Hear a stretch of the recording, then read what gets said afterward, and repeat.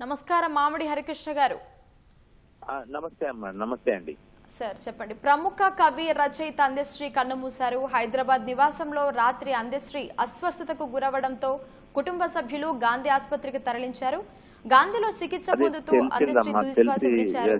దీని గురించి మీరు చాలా తెలుగు జాతి, తెలంగాణ ప్రజలు అందరూ కూడా చాలా శోక సముద్రంలో మునిగి ఉన్న పరిస్థితి ప్రస్తుతం చూస్తున్నాము. నేను కూడా పొద్దున తెలిసినప్పటి నుంచి చాలా దుఃఖభరితమైన మనసంతా చాలా మ్లానం అయిపోయి దుఃఖభరితంగా ఉందమ్మా, నిజంగా చెప్పాలంటే. కానీ ఎందుకంటే ఆయన లోక కవిగా ఒకవైపు, ప్రచురణకర్తగా మరొక వైపు, నంది అవార్డు గ్రహీతగా, తెలంగాణ రాష్ట్ర ఉద్యమ కాలంలో ప్రజలందరినీ చైతన్యవంతం చేసిన గీత రచయితగా మరొక వైపు. సో ఇలా ఎన్నో మొత్తం మీద అక్షరాన్ని వాక్కులమ్మని తన వాణిగా బాణిగా మలుచుకొని తన జీవన శైలిగా మార్చుకున్న జీవన విధానం ఇదొకటి. తర్వాత ఆయనలోని ఆ నిరాడంబరత, ఆయనలోని సామాన్య జీవన శైలి, ఇదంతా కూడా మమ్మల్ని బాగా ప్రభావితం చేసేదన్న. సో ఆయన లేకపోవడం, ఆయన పొద్దున తెలిసినప్పటి నుంచి హృదయం అంతా ఒక్కసారి పట్టేసిన ఫీలింగ్ ఉంది.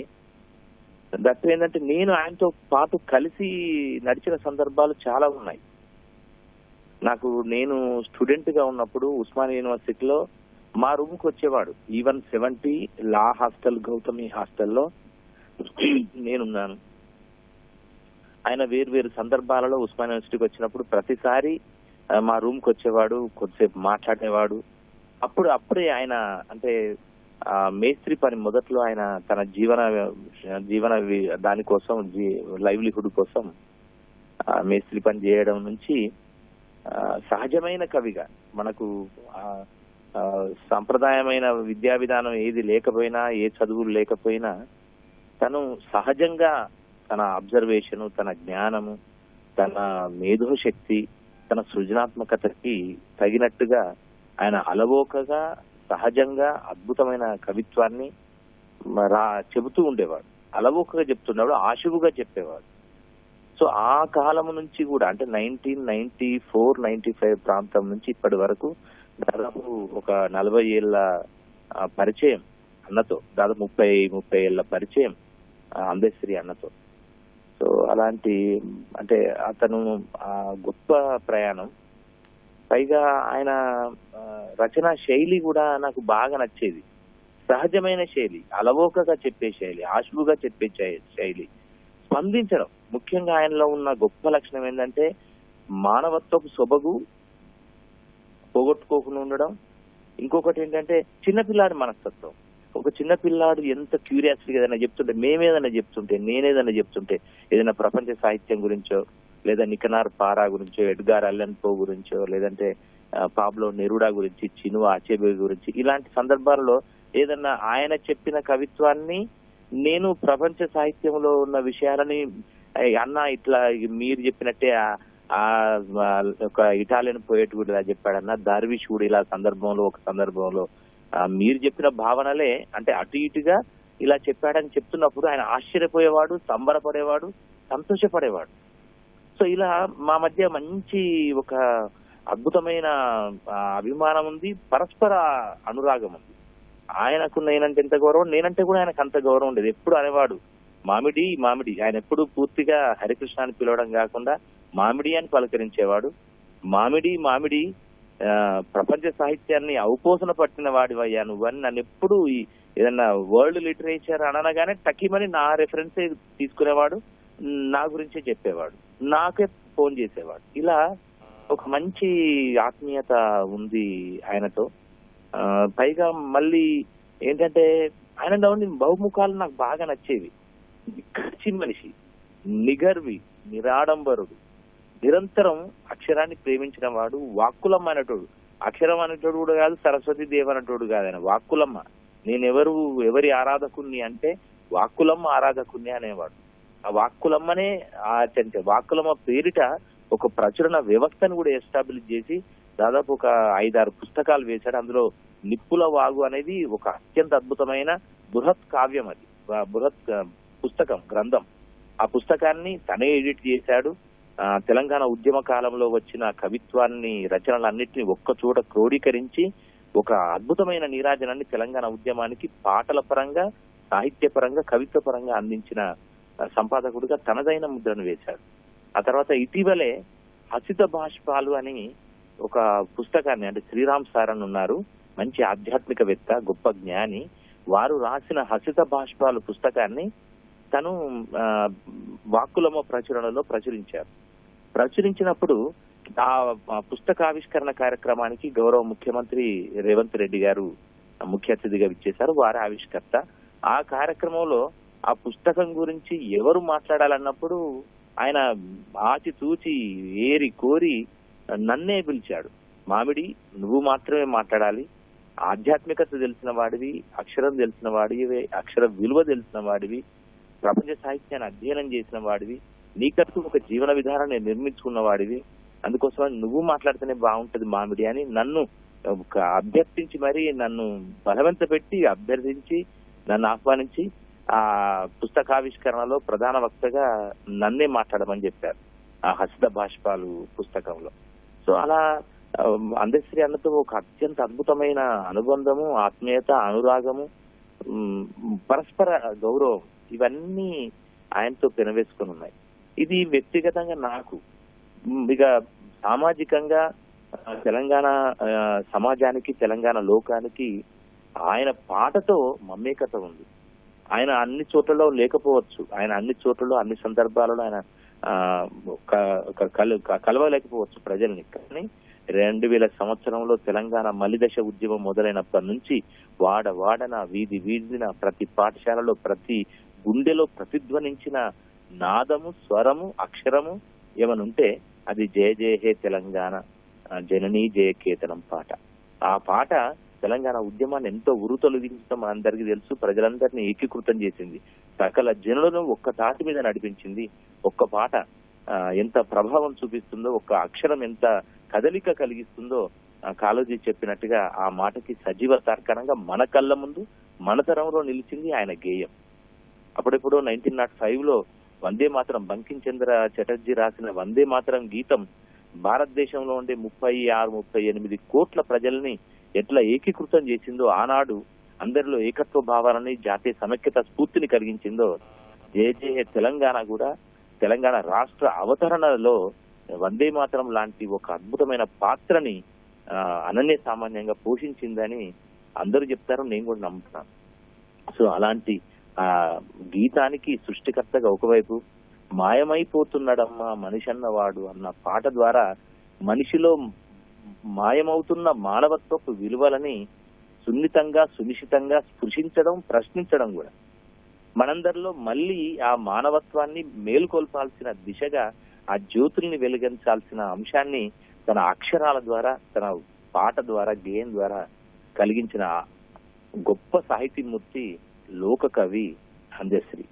సో అందశ్రీ షాక్ నిజంగా ఇంకా నేనైతే ఇంకా కోలుకోవట్లేదు. స్టిల్ నేను ఆయన జ్ఞాపకాలని కలబోసుకుంటున్నా. ఎట్లా అంటే ప్రతి చోట ఇట్లా రవీంద్ర భారతికి వచ్చాడంటే కంపల్సరీగా నా దగ్గరికి వచ్చేవాడు, కంపల్సరీ. ఆయన కొన్నేళ్ల పాటు రవీంద్ర భారతి కాదు కదా, ఏ వేదికల మీదకి వేరు వేరు కారణాల వల్ల రాలేకపోయాడు. బట్ గత 2 సంవత్సరాల నుంచి మాత్రం మళ్ళీ మా అభ్యర్థన మేరకు, ఆహ్వానం మేరకు వచ్చాడు. వేరు వేరు కమిటీలలో కూడా ప్రభుత్వం ఆదేశాలను అనుసరించి అధ్యక్షుడిగా కూడా ఉన్నాడు కమిటీలకి. ఉదాహరణకి దాశరథి కమిటీ అనుకోండి, కాళోజీ కమిటీ, ఇలాంటి సాహితీ పురస్కారాల కమిటీలకు అధ్యక్షుడిగా కూడా వ్యవహరించి ఆయన మాకందరికి మార్గదర్శనం చేశాడు. ఇంకొక గొప్ప విశేషం ఏంటంటే, మనందరం జనరల్ గా నదుల పక్కనే నాగరికత వెలసిల్లిందని చెప్తాము. చరిత్ర కూడా నిరూపించిన సత్యం అది. ఈవెన్ సింధు నది నాగరికత కానీ, ఓయాంగో నది ప్రాంతంలో చైనా నాగరికత కానీ, యూఫ్రటీస్ టైగ్రిస్ నది మధ్య ఉండే మెసొపొటేమియా నాగరికత కానీ, ఇలా ప్రపంచంలో ఉండే గొప్ప నాగరికతలన్నీ నదీ లోయ ప్రాంతాలలో వెలసిల్లాయని మనం చదివాం, చూసాం. సో అలాంటి నదులన్నిటిని ప్రపంచ వ్యాప్తంగా 7 ఖండాలలో 6 ఖండాలలో ప్రవహిస్తున్న నదులన్నింటినీ సందర్శించాలి, నదులని, ఆ నదీ జలాలని స్పృశించాలి, వినడం కాదు, చూడడం కాదు, నేను నా చేతులతో స్పృశించాలి, నా పాదాలతో నేను వాటిలోకి నడవాలి, ఆ నదీ జలాలలోకి నేను నడవాలని సంకల్పం తీసుకొని నదీ జలాలు ఎక్కడెక్కడైతే ఉన్నాయో ఆ నదులన్నింటినీ సందర్శించి ప్రత్యక్షంగా అక్కడికి వెళ్ళి ఒక నదుల యాత్రని చేసిన అరుదైన అద్భుతమైన యాత్రికుడు కూడా మన అందశ్రీ అన్నే. సో ఇది ఏ కవికి, ప్రపంచం మొత్తం ఉండే ఏ కవికి రాని ఆలోచన, ఆచరణ పెట్టని ఆలోచన. చాలా మందికి ఆలోచనలు రావచ్చు. నదుల మీద అద్భుతమైన కవితలు ఎంతో మంది రాశారు అన్ని భాషల్లో ప్రపంచవ్యాప్తంగా. తమ చూసిన నదుల గురించి, గంగా నది గురించి, గోదావరి గురించి, అలాగే డాన్యూబ్ నది గురించి, థేమ్స్ గురించి, సీన్ నది గురించి, మిసిసిపి నది గురించి, రకరకాల నదుల గురించి, నికాల్ సరస్సు గురించి కూడా రష్యన్ రచయితలు చాలా మంది రాశారు. బట్ నదులన్నింటినీ చూడాలి, వెళ్ళాలి, ప్రత్యక్షంగా భౌతికంగా అని అనుకొని వాటిని సాకారం చేసుకొని ఆ కళని నిజం చేసుకొని తను పునీతమైన వాడు, పరవశించిన వాడు, తన్మయమైన వాడు, పిల్లవాడిలాగా, చిన్న పిల్లవాడిలాగా ఆ నదీ తీరాల గుర్తులు వేసిన వాడు అందశ్రీ. సో అందుకే అందశ్రీ లేని లోటు గాని, అందశ్రీ ఈ అంశాన్ని జీర్ణించుకోవడానికి చాలా కష్టమవుతుంది. కానీ ఇదే సందర్భంలో ఆయన కూడా చెప్పేవాడు ఎప్పుడు, ఆయనకు తెలుసు ఆయన ఒక బ్రహ్మజ్ఞాని. లోక కవిగా, వాక్కులమ్మ అనుచరుడిగా ఒకవైపు అయితే ఆయనకులో ఏదో ఒక ఆధ్యాత్మిక శక్తి మాత్రం ఒకటి ఉండేది. ఆయన ప్రతి సందర్భంలో ఏది మాట్లాడినా వేదాల గురించి, కుండలిని గురించి, కుండలిని చక్రాలలో ఉండే శక్తుల గురించి, తర్వాత మనసులో మనిషి మనసు చేయగలిగిన ఒక సంకల్ప శుద్ధి గురించి చాలా సందర్భాల్లో చెప్పేవాడు. అది నాకు అనిపించేది. ఆయనతో మాట్లాడడం, మన అందశ్రీతో మాట్లాడడం అంటే కేవలం ఒక్క సాహిత్యం మాత్రమే కాదు, ఒక్క జనజీవన ఘర్షణ మాత్రమే కాదు. దాంట్లో ఆధ్యాత్మికత ఉండేది, దాంట్లో ఒక పారభౌతిక తాత్విక చింతన ఉండేది, ఒక దార్శనికత ఉండేది, అన్నిటిని మించి ఒక మానవీయత ఉండేది, మానవత్వ సొబగు అయితే నిరంతరం ప్రతి సందర్భంలో కనిపించేది. సో అందుకే ఆయన అన్నట్టు అసలు ఊహించుకోలేకపోతున్నాం. అసలు ఇదొక చాలా దుఃఖభరితమైన సందర్భం. సో ఈ సందర్భంలో సరే, గతంలో నేను రాసిన ఒక కవిత ఉంది, ఆ కవితకి ఈ మన అన్న అందశ్రీకి తగినట్టుగా ఉంటుందని భావిస్తూ నేను కవితని చదవదలుచుకున్నాను.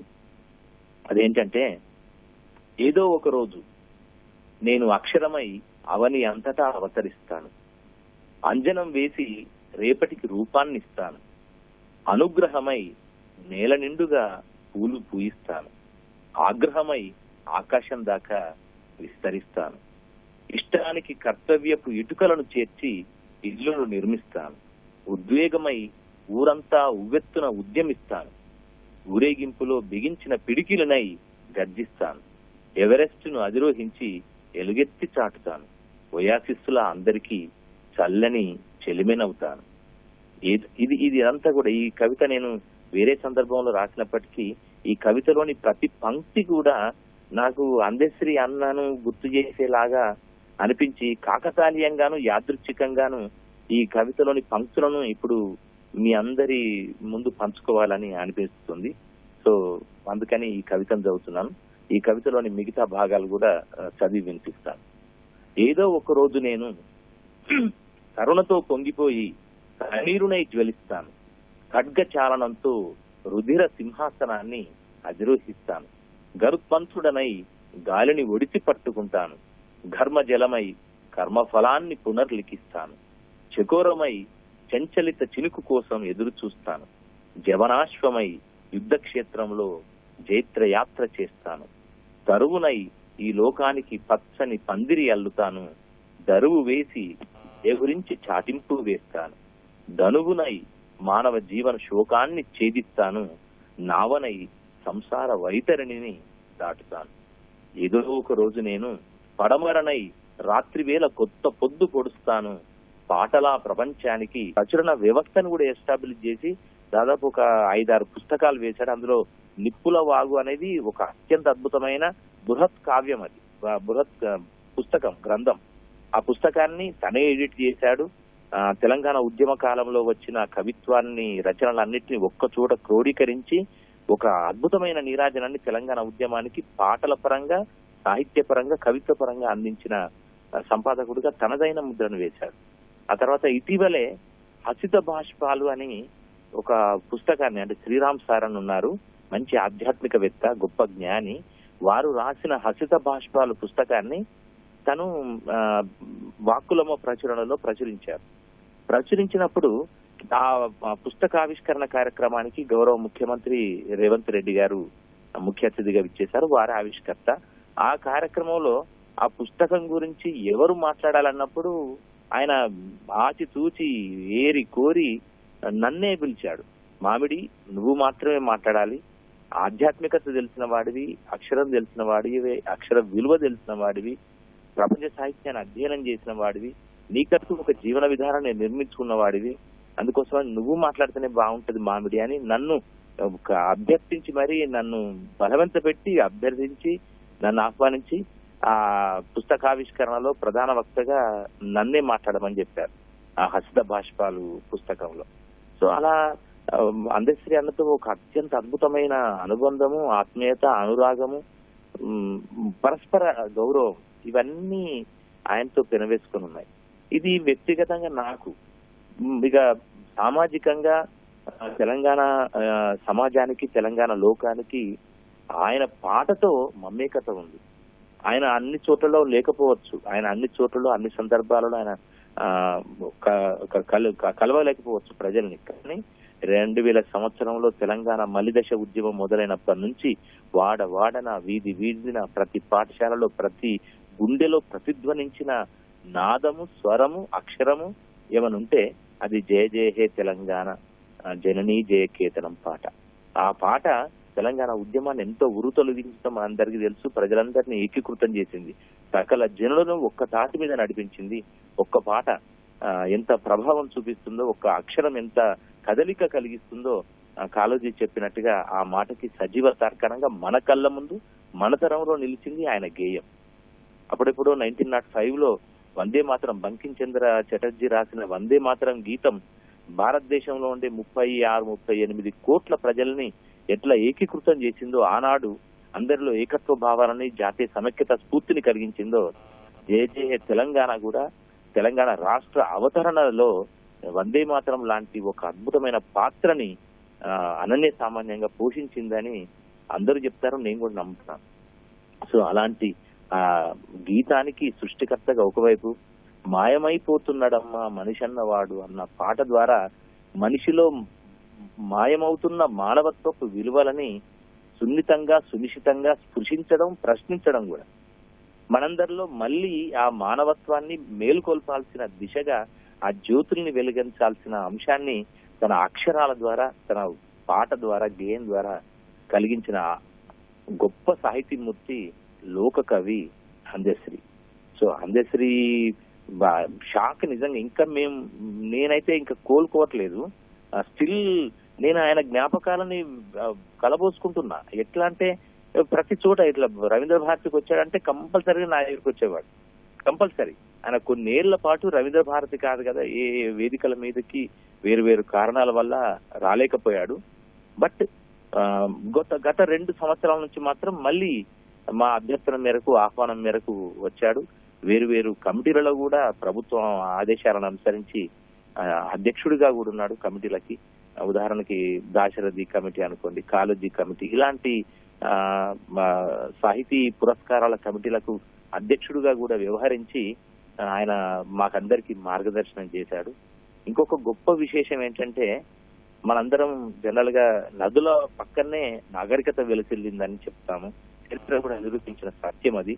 ఈవెన్ సింధు నది నాగరికత కానీ, ఓయాంగో నది ప్రాంతంలో చైనా నాగరికత కానీ, యూఫ్రటీస్ టైగ్రిస్ నది మధ్య ఉండే మెసొపొటేమియా నాగరికత కానీ, ఇలా ప్రపంచంలో ఉండే గొప్ప నాగరికతలన్నీ నదీ లోయ ప్రాంతాలలో వెలసిల్లాయని మనం చదివాం, చూసాం.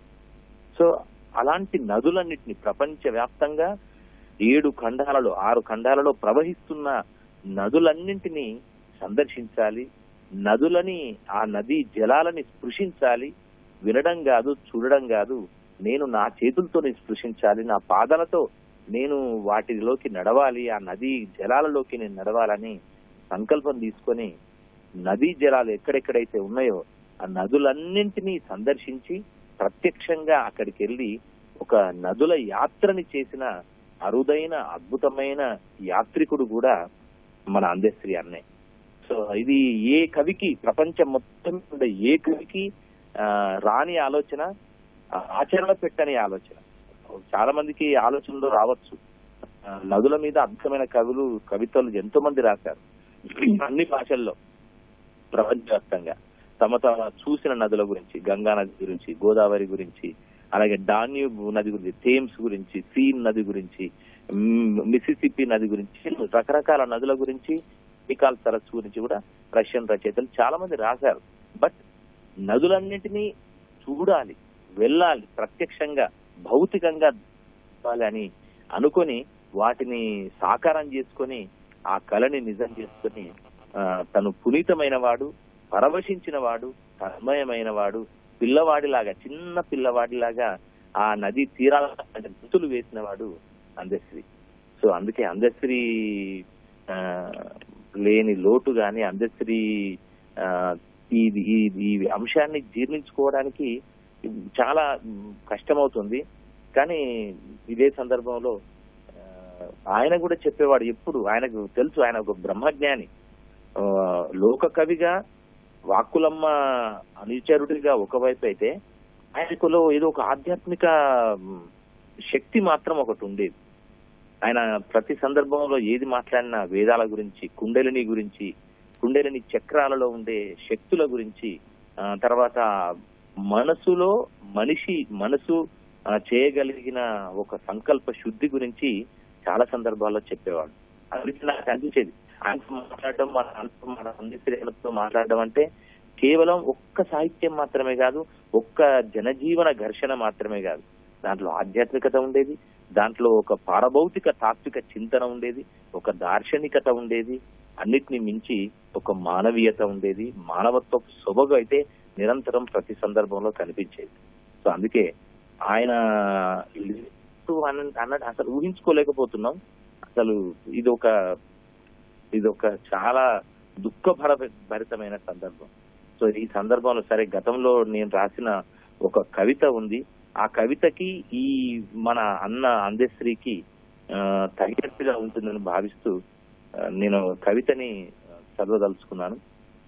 అదేంటంటే, ఏదో ఒక రోజు నేను అక్షరమై అవని అంతటా అవతరిస్తాను, అంజనం వేసి రేపటికి రూపాన్ని ఇస్తాను, అనుగ్రహమై నేల నిండుగా పూలు పూయిస్తాను, ఆగ్రహమై ఆకాశం దాకా విస్తరిస్తాను, ఇష్టానికి కర్తవ్యపు ఇటుకలను చేర్చి ఇల్లును నిర్మిస్తాను, ఉద్వేగమై ఊరంతా ఉవ్వెత్తున ఉద్యమిస్తాను, ఊరేగింపులో బిగించిన పిడికిలనై గర్జిస్తాను, ఎవరెస్టును అధిరోహించి ఎలుగెత్తి చాటుతాను, ఒయాసిస్సుల అందరికీ చల్లని చెలిమెనవుతాను. ఇది అంతా కూడా ఈ కవిత నేను వేరే సందర్భంలో రాసినప్పటికీ ఈ కవితలోని ప్రతి పంక్తి కూడా నాకు అందశ్రీ అన్నను గుర్తు చేసేలాగా అనిపించి కాకతాళీయంగాను యాదృచ్ఛికంగాను ఈ కవితలోని పంక్తులను ఇప్పుడు మీ అందరి ముందు పంచుకోవాలని అనిపిస్తుంది. సో అందుకని ఈ కవితను చదువుతున్నాను. ఈ కవితలోని మిగతా భాగాలు కూడా చదివి వినిపిస్తాను. ఏదో ఒక రోజు నేను కరుణతో పొంగిపోయి కన్నీరునై జ్వలిస్తాను, ఖడ్గ చాలనంతో రుధిర సింహాసనాన్ని అధిరోహిస్తాను, గరుత్పంతుడనై గాలిని ఒడిసి పట్టుకుంటాను, ఘర్మజలమై కర్మఫలాన్ని పునర్లిఖిస్తాను, చకోరమై చంచలిత చినుకు కోసం ఎదురు చూస్తాను, జవనాశ్వమై యుద్ధ క్షేత్రంలో జైత్రయాత్ర చేస్తాను, తరువునై ఈ లోకానికి పచ్చని పందిరి అల్లుతాను, దరువు వేసి ఎగురించి చాటింపు వేస్తాను, ధనువునై మానవ జీవన శోకాన్ని ఛేదిస్తాను, నావనై సంసార వైతరిణిని దాటుతాను. ఏదో ఒక రోజు నేను పడమరనై రాత్రివేళ కొత్త పొద్దు పొడుస్తాను, పాటలా ప్రపంచానికి ప్రేమను పరిచయం చేస్తాను, బలి రక్షణకై బ్రహ్మాండాన్ని బద్దలు చేస్తాను, భావ ప్రకటనలో భాషనై స్వేచ్ఛాశంకం పూరిస్తాను. మలయ మారుతాన్ని జంఝా మారుతంలా మారుస్తాను. యవ్వన రహస్యానికి నవఋతు గీతం పాడతాను. రవి అస్తమించని వెలుగుల కోనను వశం చేసుకుంటాను. లయకారుని చేతుల్లో త్రిశూలమై మెరిసిపోతాను. వసంత కాలానికి విప్లవాల చిగుళ్ళు పూయిస్తాను. శరత్కాలపు సంధ్య కెంజాయకు అంతరిక్షాన్ని అమరుస్తాను. సహనానికి నిలువెత్తు సంతకమవుతాను. హొయలొలికి మబ్బులకు ఉరుముల ఉరవడిని అద్దుతాను. ఏదో ఒక రోజు నేను శకలంగా శిథిలమవుతాను. కాల బిలంలో కలిసిపోతాను. ఆనవాళ్లు ఏవీ లేకుండా ఆవిరినవుతాను. కేవల జ్ఞాపకంగా అదృశ్యమవుతాను. కానీ ఏదో ఒక రోజు నేను ఖచ్చితంగా సాహిత్యమై సాక్షాత్కరిస్తాను. ఇది నేను వేరే సందర్భంలో రాసిన కవిత. ఈ కవిత ఇప్పుడు అనుకోకుండా అందశ్రీ అన్నకు అచ్చుగా అసలు కరెక్ట్ గా అతికినట్టుగా సరిపోయిందని భావిస్తూ ఆయనకి నా కన్నీటి నివాలి, అక్షర నీరాజనం. అన్న అందశ్రీ, నువ్వు ఎక్కడున్నా మా అందరిలో నిరంతరం ప్రతి సందర్భంలో కూడా ఒక స్ఫూర్తిగా ఉంటావు. ఒక జ్ఞాపకం మాత్రమే కాదు, జ్ఞానంగా మాలో నిరంతరం జ్యోతిని వెలిగిస్తూనే ఉంటావు. ఓకే సార్, ధన్యవాదాలు సార్.